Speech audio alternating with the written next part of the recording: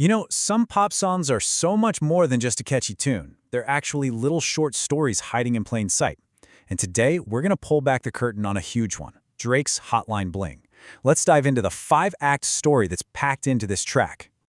Come on, you know this line. It's maybe one of the most famous opening lines in recent music history.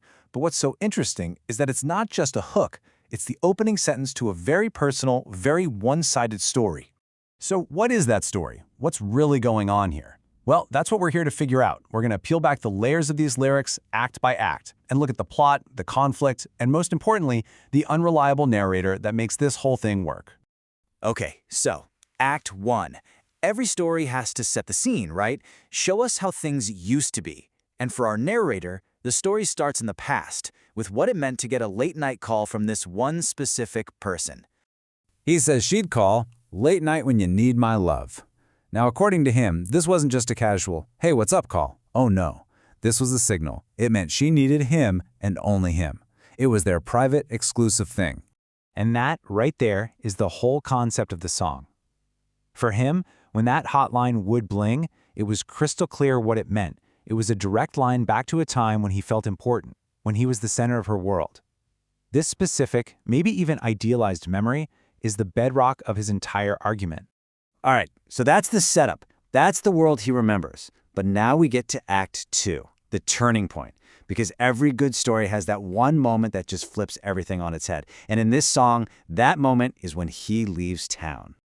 Boom, there it is. That's the line the whole song pivots on. Ever since I left the city, you, and that ... it says everything.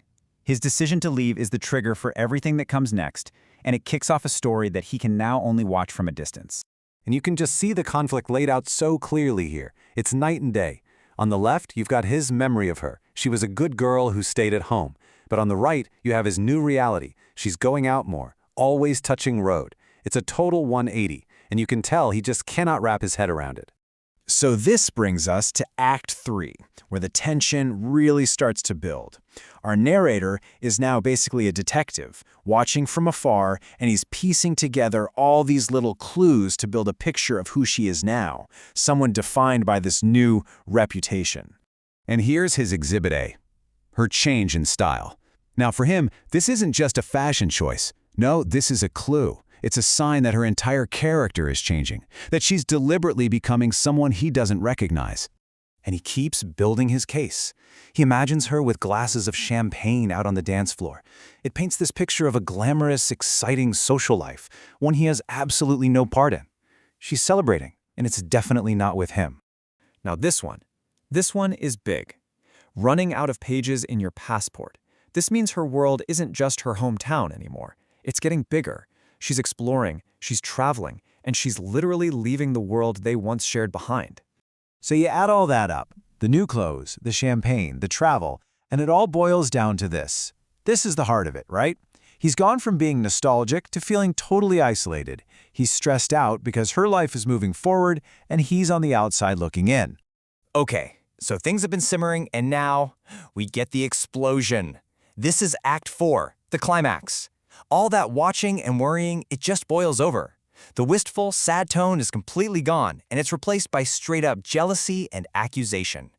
And just listen to how personal and possessive this gets. He's imagining her doing all these things for someone else. And that line, doing things I taught you, is so telling. It's like he thinks he owns her experiences, and it all leads to that final, jealous command. You don't need no one else. And this line, wow. This is a masterclass in flipping the script. Let's remember, he's the one who left the city, but because she's out there living her life and seems to be doing fine, he feels like the victim. He's basically saying her independence is somehow unfair to him. It's a wild psychological twist. So where does all this lead? We've gone from nostalgia to jealousy to accusation, and that brings us to the final act. This is where the narrator hands down his final verdict on the person she's become. And there it is, his closing argument. Think about what he's really saying here. He's telling her that her true self is the person she was when she was with him. So this new, independent person she's become, that's just an act. It's fake. In his version of the story, he's the one who gets to decide which version of her is real.